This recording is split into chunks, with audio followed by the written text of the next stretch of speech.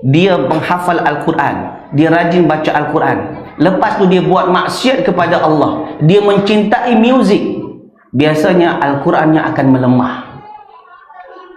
Sebab Al-Quran adalah nur, dan Al-Quran takkan bersatu dalam satu hati yang mana di dalam hati tersebut masih mencintai muzik. Boleh faham maksud saya? Seseorang yang mencintai muzik, walaupun kononnya dia hafal Al-Quran, kononnya dia tahu ayat-ayat surah-surah, nama surah dalam Al-Quran, muka surat, page 1 ni ayat sekian ayat, dia tahu, tapi dia masih lagi mencintai muzik, pasti Al-Qurannya akan melemah. Pasti. Kerana Al-Quran takkan masuk ke dalam hati yang mana hati tersebut masih mencintai muzik.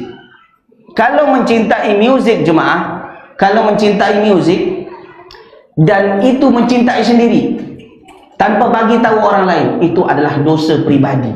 Dan apabila dia bertaubat kepada Allah, insya-Allah Allah akan terima, sebab tak ada hak orang lain yang dia ambil.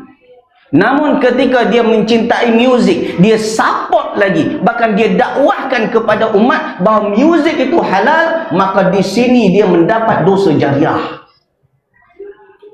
Yang bercakap tu kadang-kadang bukan orang biasa, kadang-kadang orang bergelar tuan guru, kadang-kadang bergelar ustaz, kadang-kadang kononnya hafal Al-Quran, kononnya hafal dari awal ayat sampai hujung ayat, tahu halaman sekian, ayat sekian, tetapi ketika berani menghalalkan apa yang Allah haramkan, hati-hati. Ditambah lagi dia sampaikan kepada umat, dan berapa ramai orang yang mengikut, maka itu menjadi dosa jariah.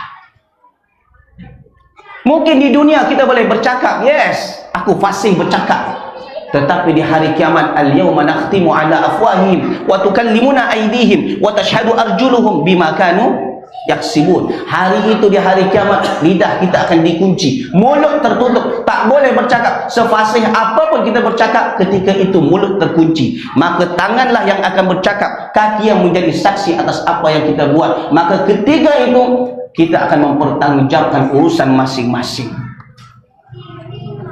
Dan memang kita tak akan heran, jemaah, akan ada suatu masa nanti, satu zaman nanti, yang orang akan menghalalkan apa yang diharamkan oleh Allah. Akan ada. Bahkan disebutkan di dalam hadis Nabi SAW, la yakunanna min ummati aqwamun, akan ada datang suatu masa nanti, satu kaum yang mana yastahilluna, mereka menghalalkan yang asalnya haram tapi mereka halalkan. Apa tu? Al-hira, zina.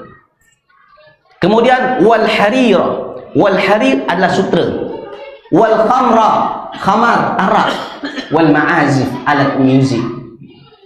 Kita tahu bahawa zina halal ke haram? Haram, kita tahu. Kemudian kita tahu bahawa harir, harir itu sutra bagi lelaki, bagi perempuan tak ada masalah. Bagi lelaki halal ke haram? Haram. Kemudian wal khamra, khamar, arak, halal ke haram? Haram. Wal ma'azif, alat muzik.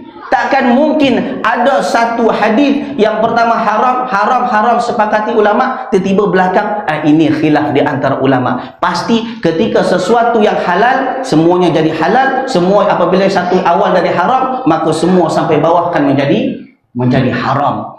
Dan kalau seandainya ada yang menghalalkan, tak perlu heran, Nabi dah cakap 1400 tahun yang lepas, akan ada umatku, satu kaum atau kaum-kaum daripada umatku yang akan menghalalkan itu semua. Dan itu wujud sekarang.